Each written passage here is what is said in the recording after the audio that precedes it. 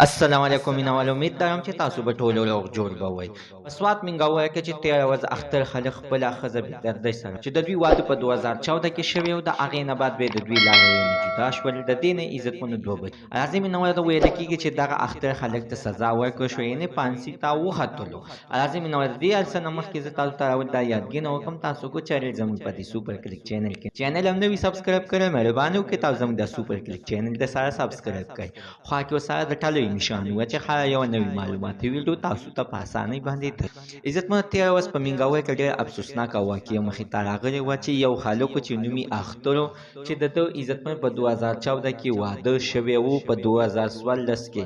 عزتمن چې 2018 پورې د دوی ډېره ښایسته زندګي تېره شوه چې ده چې کله خپله ښځه کراچۍ ته بوتله واپس یې راوسته نو ده سره یې نه واپس نه تلله د دې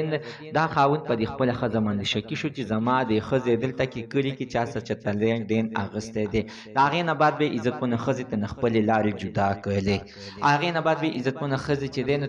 تر اوسه پورې به د خپلو بچو دپاره په پردي کور کې خدمتونه خو هم کول بل سر ته خاوند دا دعوه کوي چې دی له ما تر اوسه پورې خرچې ورکړي دي دا ولې تلله او ولې د خلکو خدمتونه کوي بچو خو زما بچي دی چې په هر قیمت به دا به ترې زه اخلم او نه ښځې له ما طلاق ورکړی دی اخر ولې داسې دی کوي چې د ما سره لاره جدا کوله 15 کاله ما هم دغه شانتې تېر کړ په 15 کالو کې ما ډېر لښکر پیدا کولی شو یعنې ډېر ښه بچي ما راولی شولو او دې ما سره ظلم او زیاتی یې وکړلو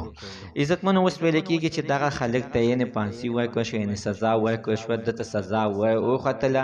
او ته هفتې په ورځ باندې ویلی کېږي چې دا به یعنې د خوشحالۍ خبر د څه د غم خبره خو نه دی عزتمنو ځکه چې دغه شانتې ملزمان ته چې سزا ورکړل شي نو بیا به هېڅوک داسې غلط کار نه کوي نه به څوک په ښځه باندې لاس اوچتوي نه به څوک په بچو باندې اوچت او نه به څوک بېګناه خلک ووجني خو عزتمنو تر اوسه پورې د دې حقیقت لا پته لا نه ده لګېدلې خو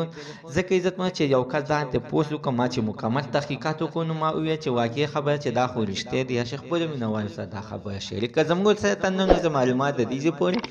دا نوي معلومات دپاره د سره زموږ د سوپر کلیک چینل د سره سبسکرایب کړئ خوا کې ورسره د ټلۍ نشان ووهئ چې هر یوه نوي معلوماتي ویډیو تاسو ته په اسانۍ باندې در ورسي